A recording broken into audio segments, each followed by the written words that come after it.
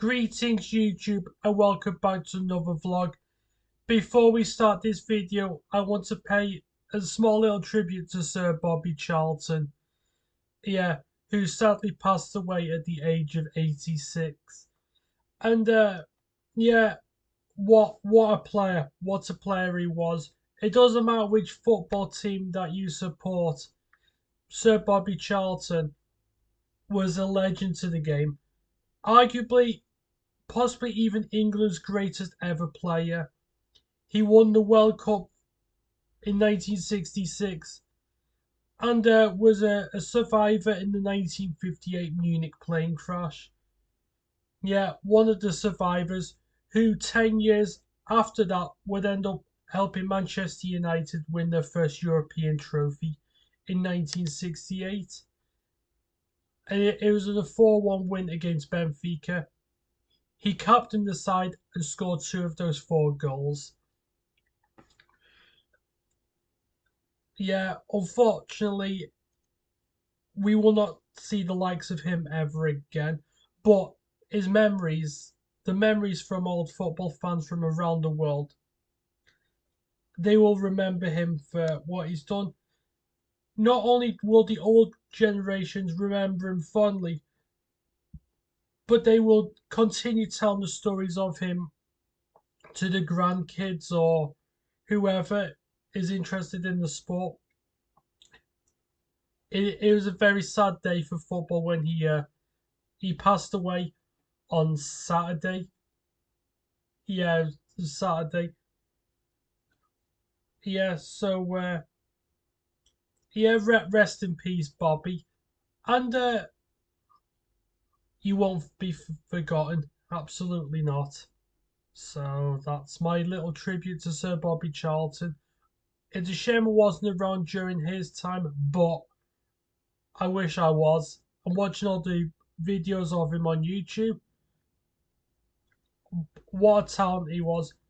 That guy, even though I'm not a Manchester United fan, I'm a Liverpool supporter. He's probably United's greatest ever player. Yeah, he played in the time when the United, yeah, they went from a bad point to an absolutely fantastic moment in the club's history, winning the league in the 60s and bringing their first European trophy to Old Trafford. Yeah, yeah, the Busby babes and all that. They won't be forgotten, and Bobby certainly won't be either. So that's that. So anyway, I hope you enjoyed that little bit of a tribute towards him. I mean, it's very sad when you hear a legend of the game pass away. I mean, we had Pele, uh, Pele, we had them. He's passed away, and quite a few of the players from the England side from 1966. And his former teammate Dennis Law paid a tribute to him as well. So that's that. I mean, yeah. So anyway, we will get onto the vlog, and yeah, I've wrote some stuff down, and I've got a couple of pickups, but yeah, I will show you the pickups in just a very moment. So yeah, I just want to ask how everyone is. I hope everyone is doing great. I'm not doing too bad myself. I wasn't I wasn't expecting to do a video today, but I mean, I wanted to talk to you as well, just to tell you what's on my mind, what's and all that bollocks. I know you expect that. I mean, if you notice my room is looking a bit brighter, that's because I've got the light on. It's getting a bit, yeah. Obviously, there's this, yeah. It's closing in though the weather, so it's getting darker, and I think next week the clocks go back an hour, so it'll be much darker next time. So yeah, but yeah, I've been doing all right, I suppose. I mean, it's been a bit quieter so far this week, but you never know, something might spring up. and you gotta take it as you will. So that's really it. So yeah, what shall we talk about today? Don't know why I ask you that question. I'm the one who's doing the bloody video, so I'm the one who should know, but I still like to make a right arse of it. But anyway, so yeah, uh, I've got three Blu-rays and one DVD. So I'll just go and put them in order. So there we go. Yeah, the first Blu-ray is it's a double film set on the yeah. There's two Blu-rays on one, and yeah, these are some classic war films. And if you know me by now, I enjoy all the old classic war films from like whether it be like in the 50s, 60s, 70s. But yeah, but this is a double set. It's got Kelly's Heroes and Were Eagles There, which they're some of my all-time favorite movies, particularly Were Eagles There, which of course stars Richard Burton and Clint Eastwood. Yeah, absolutely phenomenal films they are. And Kelly's Heroes. Now, I've not watched that film. I've not watched Kelly's Heroes in quite a long time, if I'm being honest with you. I mean, if it's got Clint Eastwood, then I'm happy. I will say I don't like all of his films, but a good majority I'm a fan of, and I'll be looking forward to watching those again. But yeah, yeah, where Eagles does where Eagles does from 1968, Kelly's Heroes 1970. So that's that. Yeah, I've got a DVD. I'll just move that out the way for the second. I'll get to that in a second. So that's that. Next, in my opinion, probably the greatest sequel ever for any film series. The greatest series, well, the greatest sequel to any film series, and unfortunately, the other films after that were a bit shit. And it's called the Terminator 2 Judgment Day. Probably, probably Arnie's best film.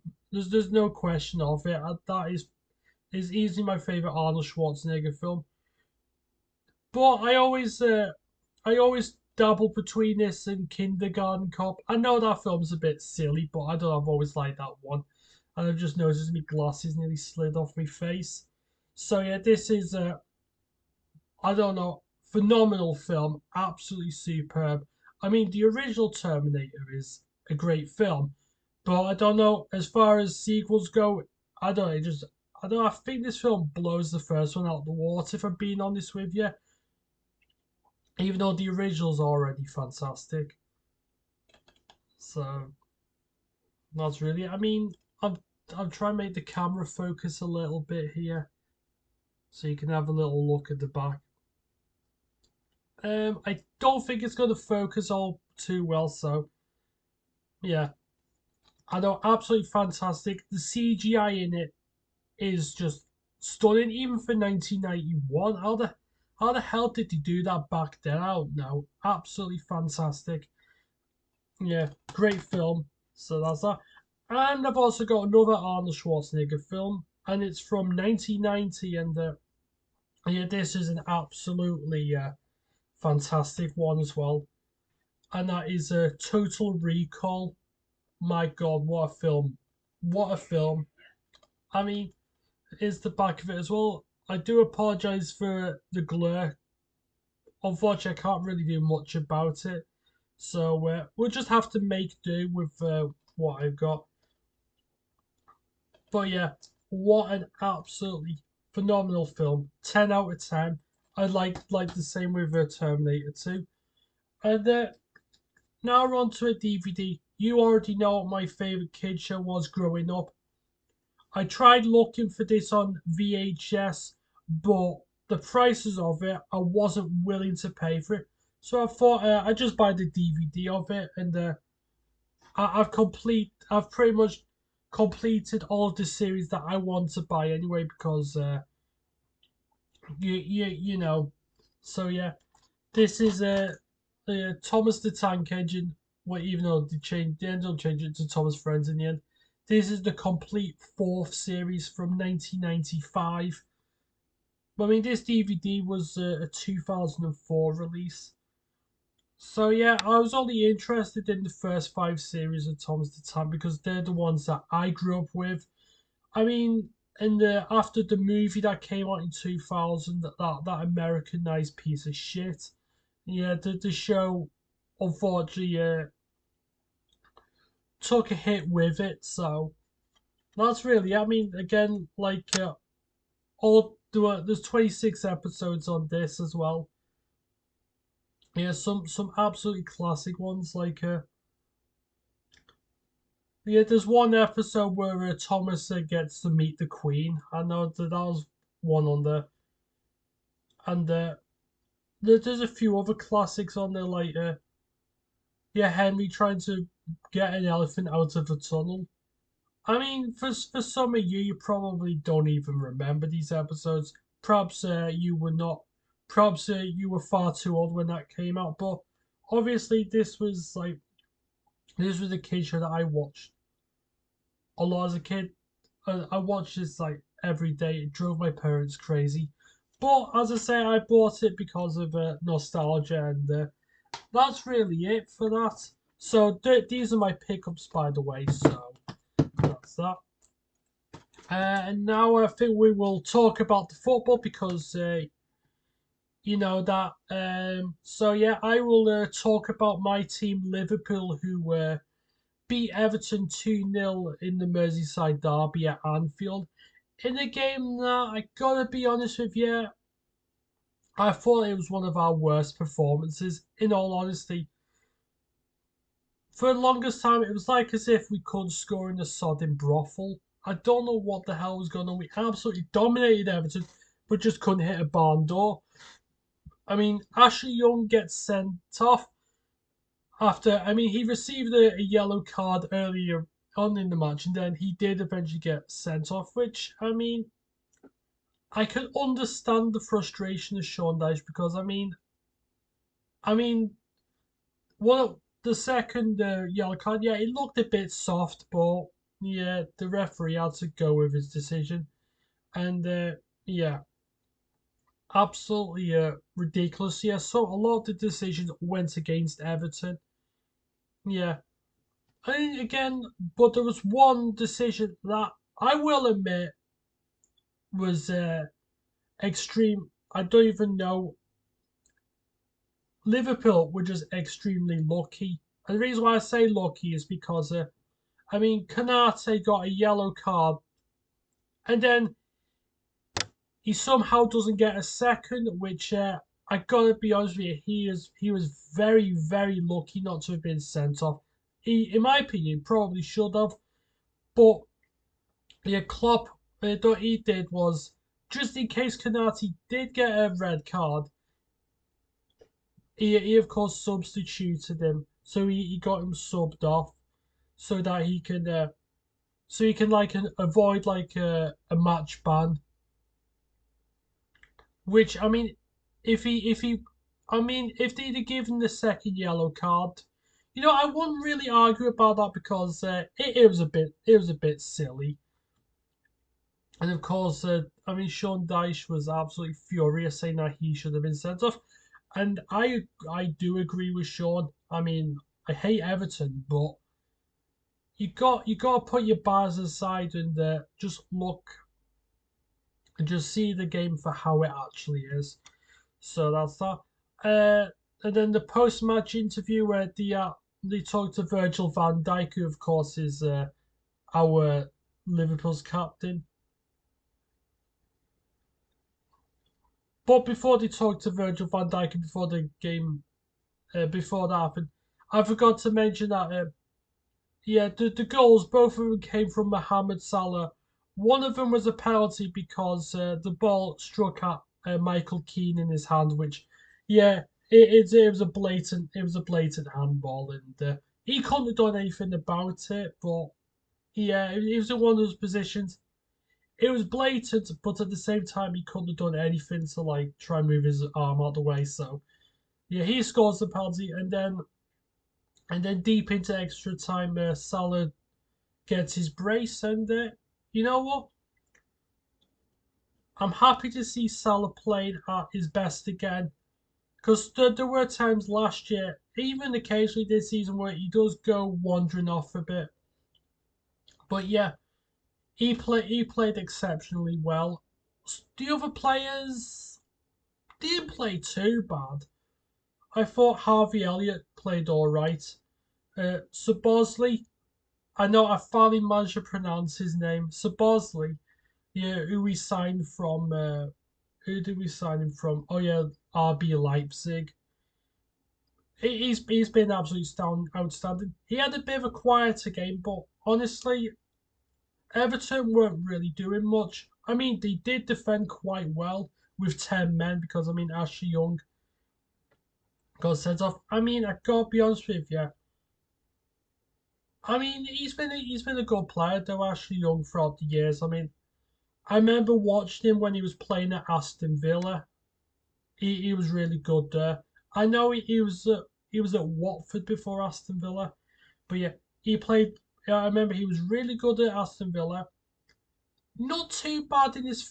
In fact, he was quite good in his first season for Manchester United all those years ago.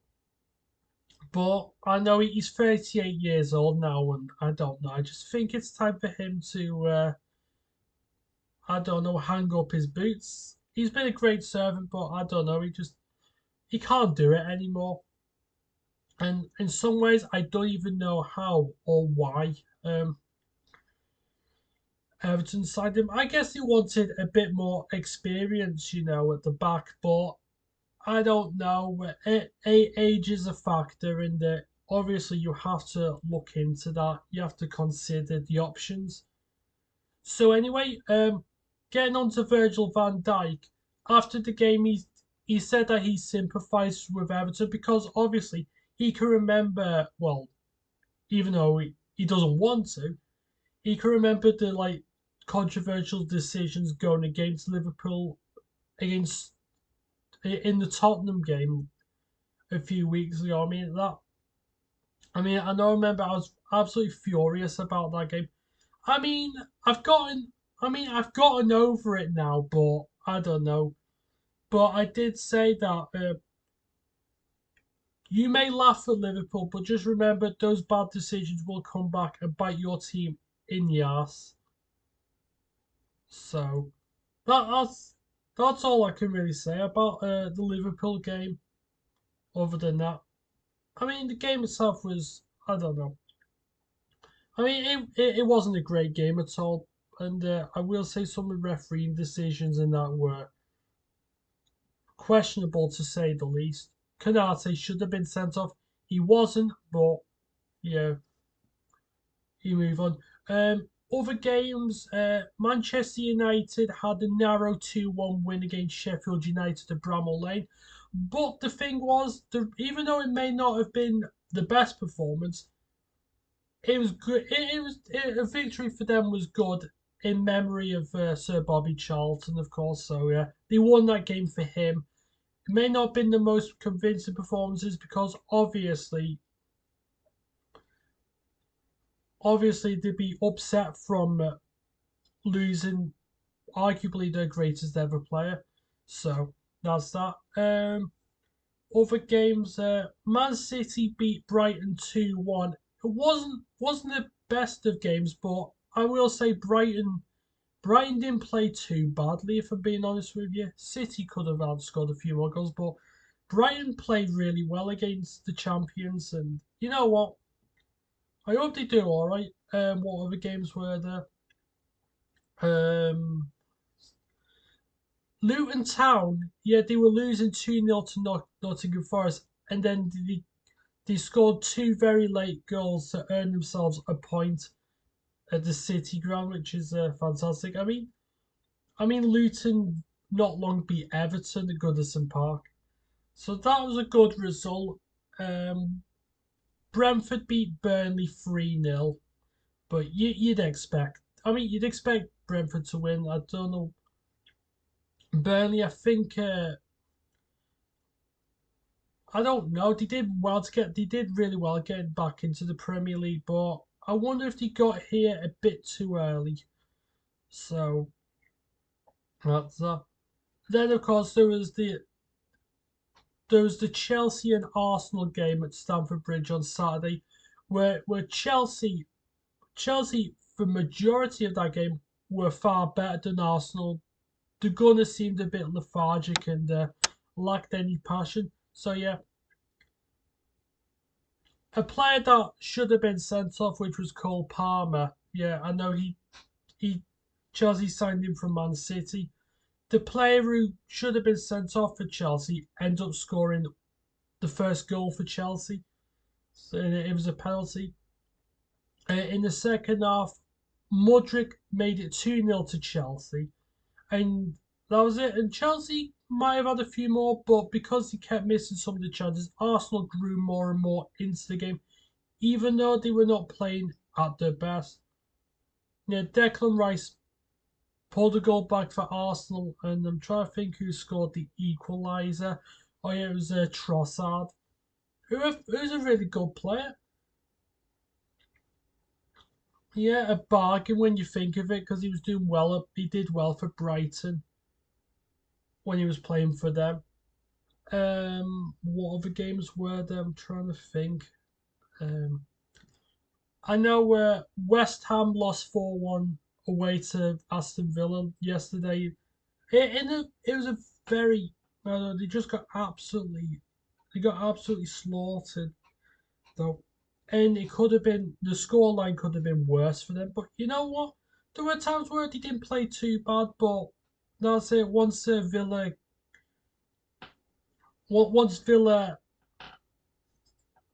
were in the driving seat, that was it. They couldn't have done much. Newcastle put 4 by Crystal Palace. Yeah, I know there probably is another game, but I know where Tottenham are playing Fulham tonight at White Hart Lane. I assume it'll be an easy 3 points for Tottenham because they're doing really well under uh, Ange Postecoglou. Yeah, I know. I thought the Spurs are going to struggle with him, but you know what? I'm actually surprised, and I thought he was going to. I don't know. I thought Ange would have a tough time at Spurs, but I don't know. He's doing all right, and they might get a place in European football. I know I predicted Tottenham to finish like ninth, but you know what? They'll finish a lot higher than that now, I reckon.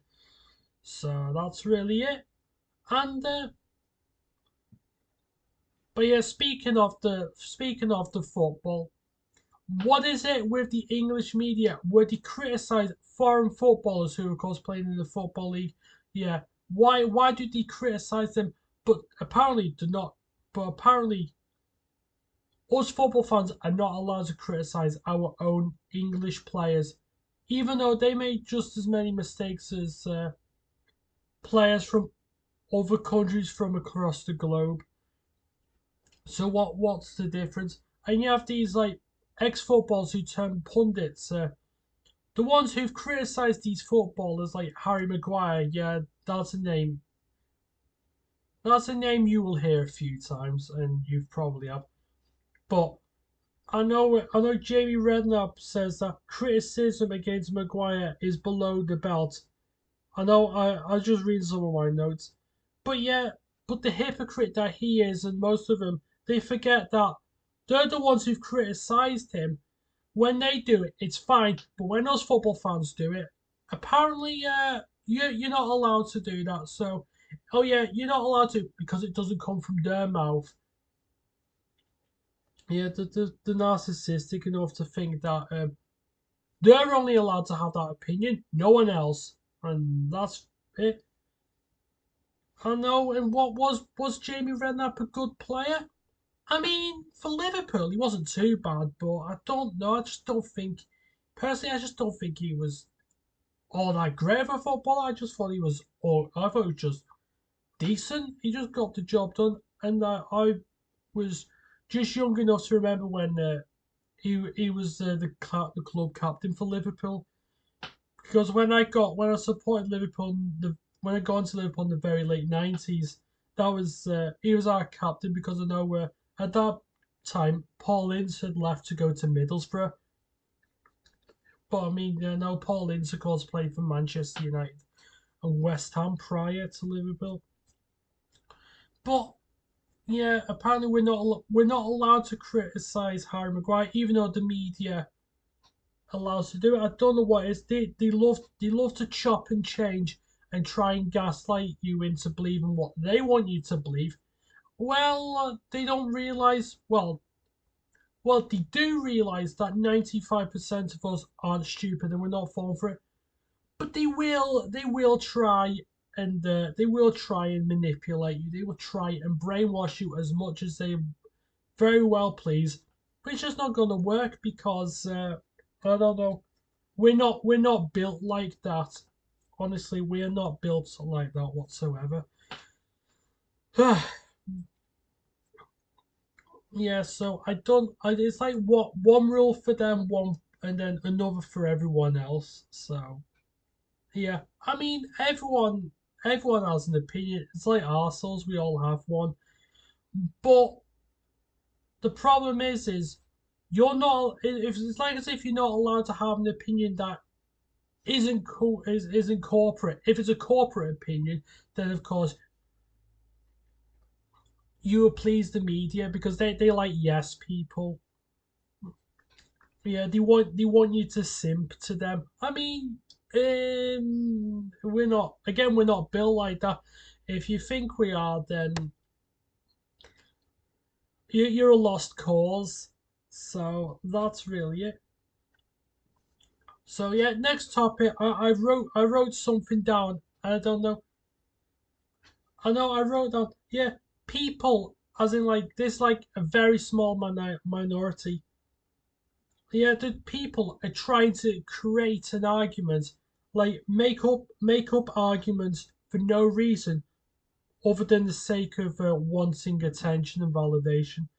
So what? But I know some people like to they like to think they're only they're they like to think that only their views exist and that everyone else is wrong, whilst failing to provide their own logic and contradict themselves as they go along.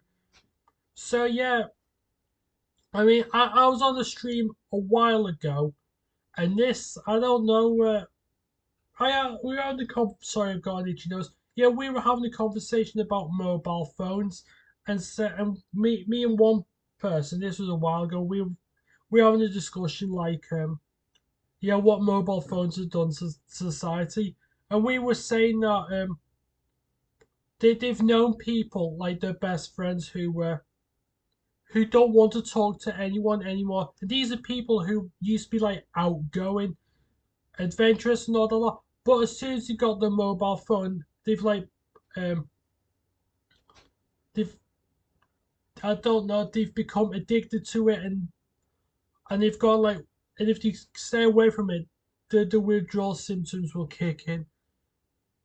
So we were talking about that. They said that yeah, they were saying that they used to know their best friends. They used to be very talkative and everything, but as soon as they got a mobile phone, that was it. They just didn't want to talk to anyone anymore. They didn't want and they pretty much cut all contact with anyone.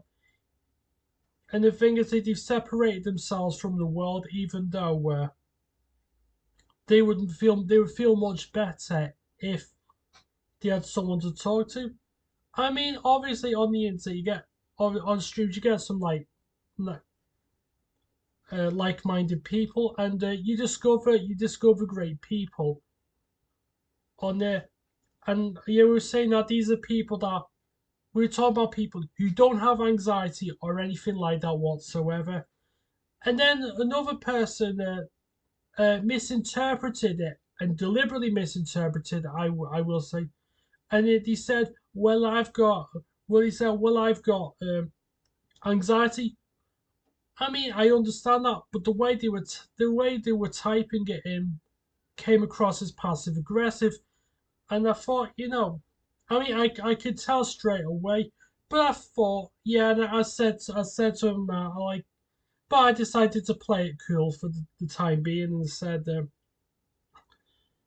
yeah, I said I know anxiety sucks. I mean, I sort of do get anxious myself, but I but sometimes even though anxiety sucks, you sometimes have to pick up that courage and try and find people, or whether it be your friends, those who you've not spoken to in a long time, or whoever. It could be your family. If you have supportive people around you, then of course, and like I say, just remember that there's people around you. But they do. I know they say, oh, I've got anxiety. You don't know what it's like. I mean, yeah, they were making excuses and saying, oh yeah, I have it worse than everyone else. I'm like, I mean, you don't. I mean, if you were truly,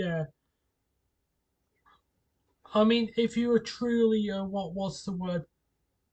I mean, if you were truly anxious and if you were actually in a worked up state, I mean, would you go on the internet? Probably not. You probably just want some time on your own to reflect and then come to the conclusion. So, yeah, I explained. I said, I understand how you feel, but he then turned it like saying, no, you don't. It started making it all about them. Yeah, they're those people. Oh yeah, I've had it hard, and they tried like milking it. You can see they're doing it. I'm like, I said, look, I said, just calm. I said, just calm down. I don't know. And then they started getting really, I don't know. They started getting, I know they came across as passive aggressive, but they became more aggressive in what they were typing, and they started like spouting all kinds of stuff. I'm like, I'm like steady on. Just calm down. Just calm down. I mean, mm, I was just telling like, just calm down. I mean, listen, if you want some time away, you can do it. I kindly asked him, like, and he said no, no. And then I just realized that this person had no fucking clue what they were on about. I realized that maybe, yeah, I realized that this person isn't anxious at all. I think they're just pretending to be for attention. And yeah, they started spouting all stuff like that. He said, and yeah, again, he kept saying, "Oh, you don't know what it's like," blah blah blah, and a few other stuff. And he's, excuse me, I was just trying to read some of my thoughts and have a quick drink. But yeah, they got really ratty with me and the other person we were on a good conversation with because they deliberately misinterpreted our comments. I mean, I of course I gave them the benefit of the doubt and I thought, you know what, I know anxiety sucks, but I mean, if you truly had anxiety, if you truly had anxiety, you wouldn't be swearing in swearing in capitals and all that lot. And yeah, and the thing was, they didn't explain why they didn't give an explanation as to why they have anxiety, and they were coming up with all kinds of stuff, which you could tell it was a load of bollocks. I said are you sure you?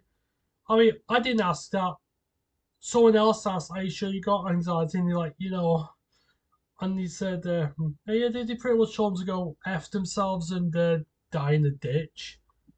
I'm like, at this point, at this point, I felt like if this person was a deck chat, I would have folded him there and then.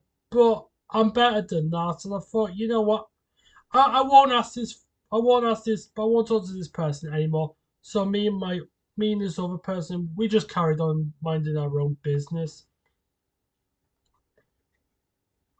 I know, and then the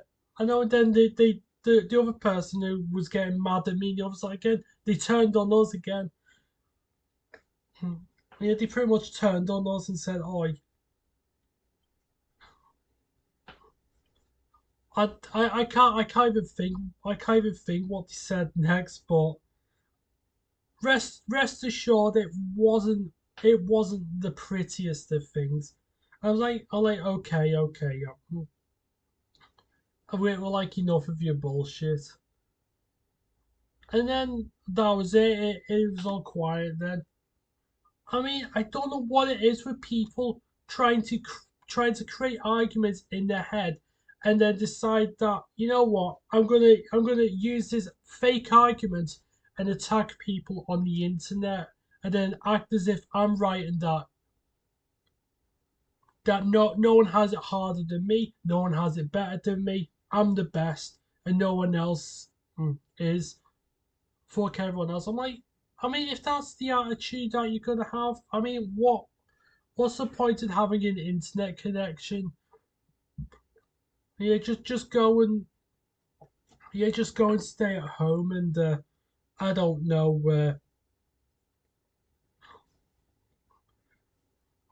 smoke some pot, whatever you have. But it's like the way this person was talking, it's like as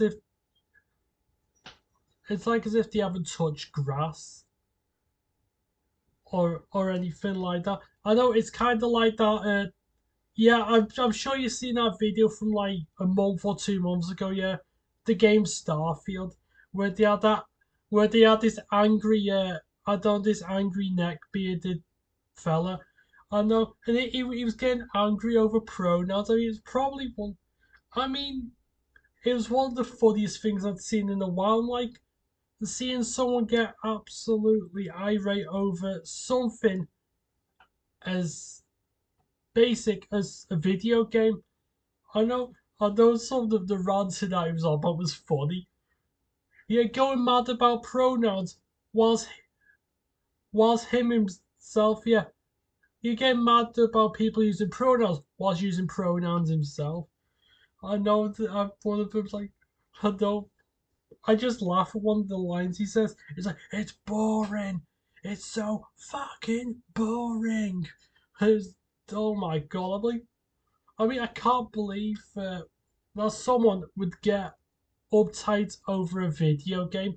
But then again, this is the 21st century. Everything in this century is all weird, wonderful, not so wonderful. I know, I don't know what it is. People just like looking for things to get angry about, creating problems that don't exist so that people can feel a bit sorry for them. Well, I don't feel sorry for people like that. So, I mean, I understand that people have their issues. There's better ways to deal with it, and that is not taking your frustrations out on everyone else. So don't pretend. So don't pretend to be something that you're not, or and don't pretend to create something up that is a load of lies. People can see through it.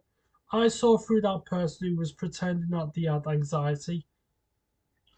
And I was like, I mean, like I said, if they truly had that, they'd be apologetic, say, look, sorry about my outburst. They didn't even apologize and started blaming everyone else for their problems. I'm like, I mean, yeah, just I mean, take some fresh air, go out, go for a walk, go to the pub.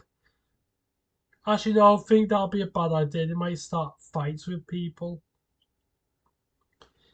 I have no idea where this is going. Sometimes the most randomest thing just pops into my mind, and away you go, and that's really it. So yeah, so I'll tell you what I've not done in ages though is talked about some of my pet peeves. I know that was one of them. So that was creating arguments out of nothing and just for attention. So yeah, so more pet peeves. So which ones do I have? Um, I'm trying to think of one that absolutely gets on my nerves. Oh yeah, TV adverts. You know what? I mean, I know I've ranted about this in the past, but I don't know what it is. TV adverts seem to be lasting longer and longer. So it might as well be programmed in between the sodding adverts. And most adverts nowadays like at least 5 minutes long, sometimes even like 6 or 7.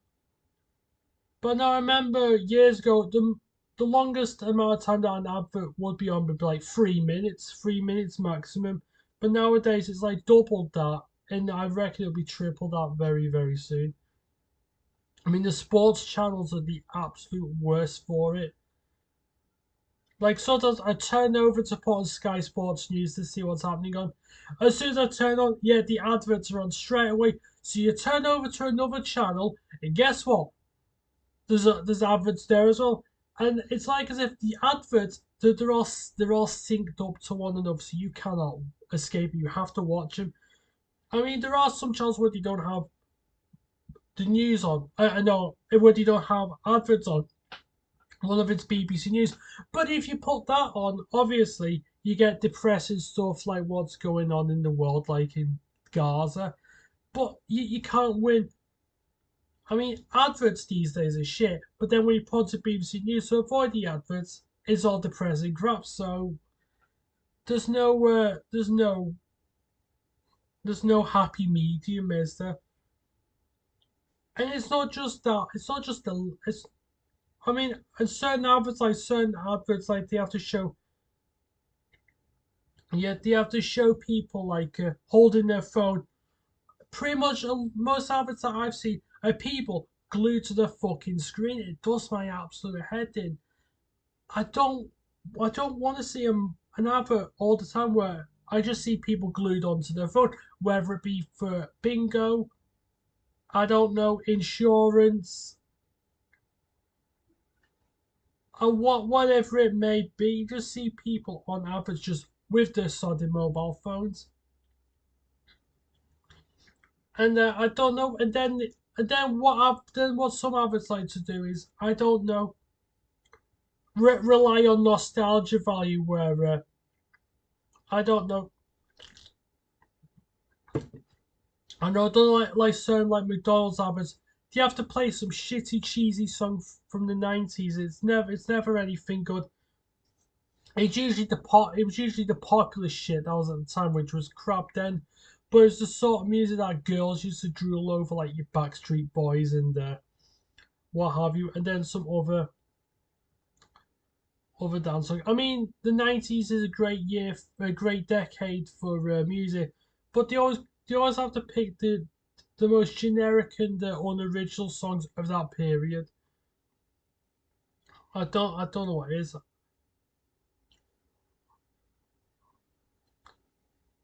It just winds me up.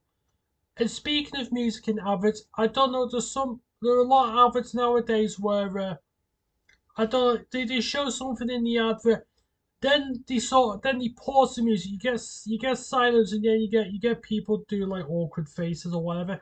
The music just stops for a second, or well, probably a few seconds, and then after that they play the fucking song again.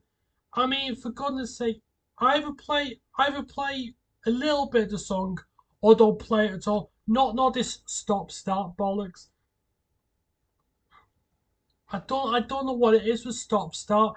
Or another thing is if it goes into a different transition, they will put a filter on or load the volume of the music where the music's normal level, then it's quiet, and then goes loud again.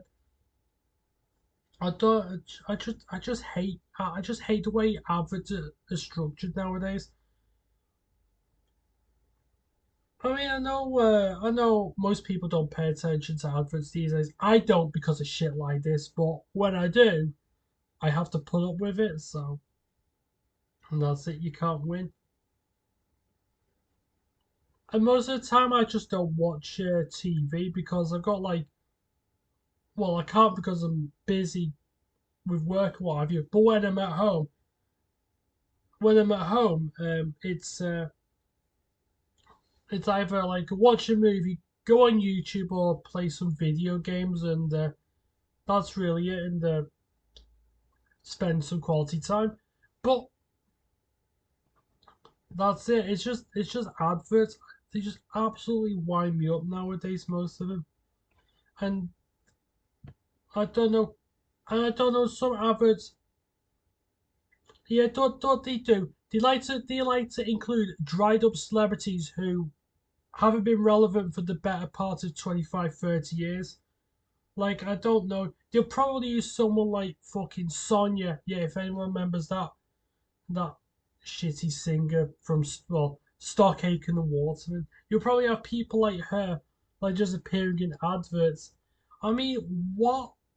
Listen, you had your glory in 1989. Ah, fuck off. I don't know. They have adverts with Jason Donovan, who, of course, you know him from, like, Neighbours and again, his shitty songs produced by Stock Aitken and Waterman. But you see him cropping up, and you get people like that thinking that they're still relevant. I mean, if you were still relevant, I'll tell you something. If you were still relevant, Ian Rush would still be playing for Liverpool. Tony Adams will still be playing for Arsenal. Chelsea would still be shit and be playing in Division 2. You're not fucking relevant. Don't think you are. You've had your time in the limelight.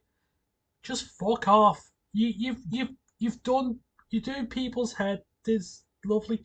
Oh, but when I was younger, I used to have a crush on him. Oh, fucking Kirk, get out of here. You know what I'd say what I'd rather see. Yeah, I'd say what I'd rather see. Um, I'd rather watch Jaws: The Revenge 1,000 times over any fucking other these days.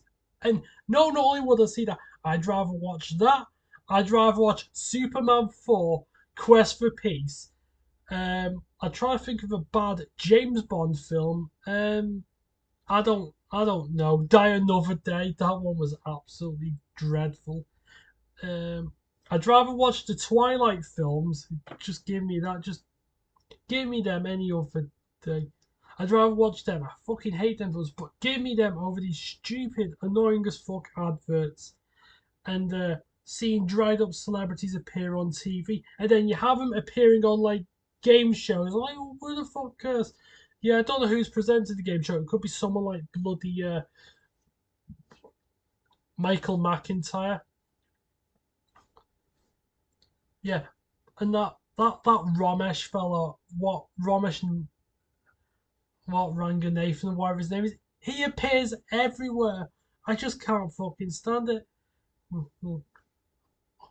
I know, and then we have Paddy we have Paddy McGuinness, and guess what I think of him? Just give me a second. Just give me a second.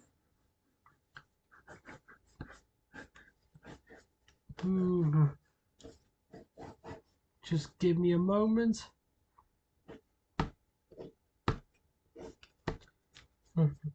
What do I think of him? Well, just let me rip a page out this book. There you go. What do I think of him? I think he's one of these. I think he is, eh? I'm not sure if you can read that. Yeah, that's what I think of him. Yeah.